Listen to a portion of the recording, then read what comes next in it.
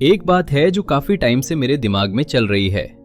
आजकल हर जगह इंडिया के स्टार्टअप स्टोरी की बात हो रही है।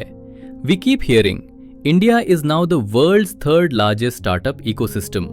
यूनिकॉर्न्स हर जगह, फाउंडर्स मैगजीन कवर्स पे, गवर्नमेंट चीयर कर रही है, इन्वेस्टर्स बैकिंग दे रहे हैं।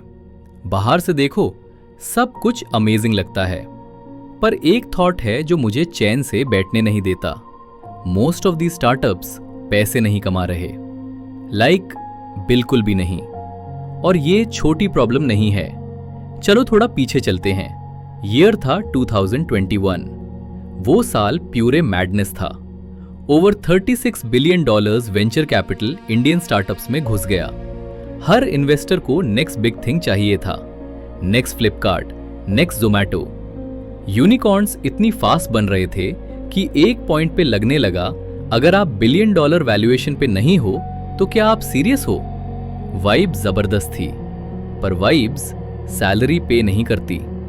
अब आज की बात करते हैं। हाँ, इंडिया के पास 100 से ज्यादा यूनिकॉर्न्स हैं, पर जब एनालिस्ट ने नंबर्स खोल के देखे, सिर्फ 3 out of top 100 unicorns actually profitable थे।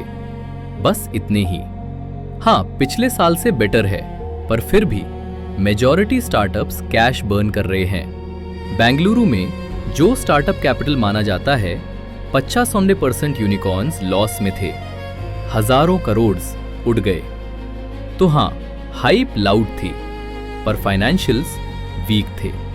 प्रॉफिट क्यों नहीं आया? अब सवाल ये है, ऐसा क्यों हुआ? इंडिया के पास आइडियाज की कमी नहीं है, प्रॉब्लम है स्टार्टअप्स कैसे बनाए गए। सिंपल लैंग्वेज में समझो, ग्रोथ वेर प्रॉफिट बहुत ज्यादा टाइम तक। फॉर इयर्स फाउंडर्स को एक ही एडवाइस मिली, ग्रोथ पे फोकस करो, स्केल फास्ट करो, प्रॉफिट बाद में देख लेंगे। और जब पैसा सस्ता था, ये काम भी कर गया। CAC बढ़ता गया, डिस्काउंट्स हर जगह, कैशबैक्स, फ्रीबीज। लॉजिक सिंपल था, अभी बर्न करो, मार्केट जीतो, प्रॉफिट कभी तो आ ही जाएगा। प्रॉब्लम ये है, कभी आया ही नहीं। Broken unit economics. काफी स्टार्टअप्स हर ट्रांजैक्शन पे लॉस कर रहे थे। आप 200 रुपए का फूड ऑर्डर करते हो, 100 रुपए का डिस्काउंट मिलता है। कंपनी फिर भी डिलीवरी इंसेंटिव देती है, एड्स चलाती है, प्लेटफॉर्म कॉस्ट उठाती है। ये ग्रोथ नहीं है, ये एक स्लो लीक है। और इंडियन कंज्यूमर्स स्मार्ट हैं, डिस्काउंट बंद हुआ, यूजर गायब। हॉनेस्टली गलत भी नहीं है। इंडिया में मोनेटाइजेशन टफ है। यूएस में 10 मिलियन यूजर्स का मतलब सॉलिड एड रेवेन्यू होता है। इंडिया में एड रेट्स कम है, पेइंग यूजर्स कम है। सिर्फ स्केल पैसे की गारंटी नहीं देता, यहां रियल विलिंगनेस टू पे चाहिए। एग्जिट ऑप्शंस काम है। यूएस में लॉस मेकिंग स्टार्टअप्स भी अक्वायर हो जाते हैं। इंडिया में IPO इन्वेस्टर्स टफ होते हैं, बिग एक्विजिशंस रेयर हैं। तो अगर आप प्रॉफिटेबल नहीं हो, आपको बार बार फंडिंग उठानी पड़ती है। और जब फंडिंग रुक जाती है, गेम ओवर। फंडिंग विंटर फिर आया 2022 और 2023। म्यूजिक बंद हो गया, मार्केट्स टाइट हो गए। इन्वेस्टर्स ने सडनली पूछा, रेवेन्यू किधर है, मार्जिन्स किधर है, बिजनेस रियल है या नहीं?